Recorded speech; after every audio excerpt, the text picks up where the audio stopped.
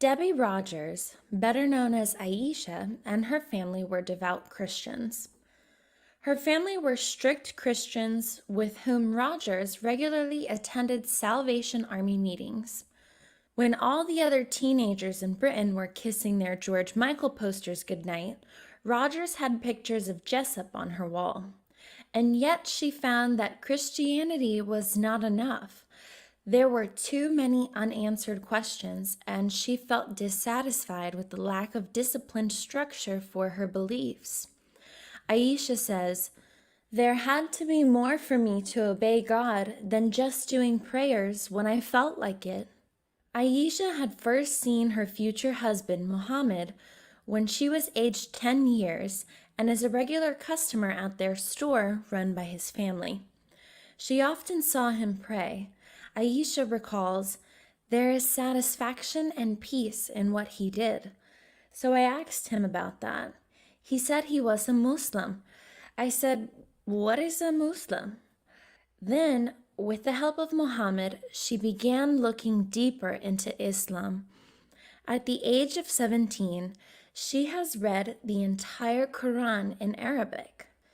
She made the decision to convert to Islam at the age of 16 years. Despite her conversion, however, Muhammad's parents were against their marrying. They saw her as a Western woman who would lead their eldest son astray and give the family a bad name. Nevertheless, the couple married in the local mosque. Aisha wore a dress hand-sewn by Muhammad's mother and sisters, who sneaked into the ceremony against the wishes of his father, who refused to attend.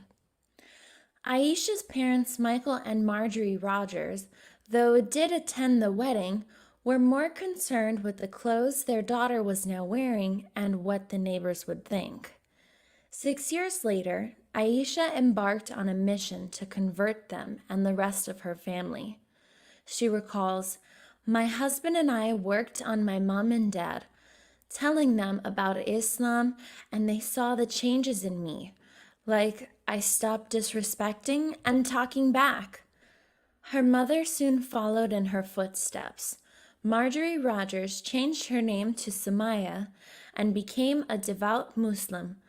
She wore the hijab and did her prayers on time, and nothing ever mattered to her except her connections with God. Aisha's father proved to be more difficult to convert, so she asked the help of her newly converted mother.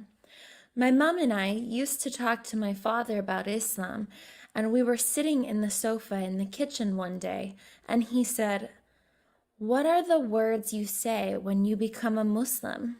We were overwhelmed with joy when he decided to become a Muslim." 3 years later, Aisha's brother converted.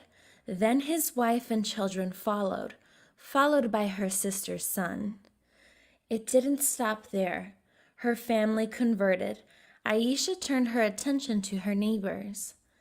Every Monday for the past 13 years, Aisha has held classes in Islam for Scottish women. So far, she has helped to convert over 30. The women come from different types of backgrounds.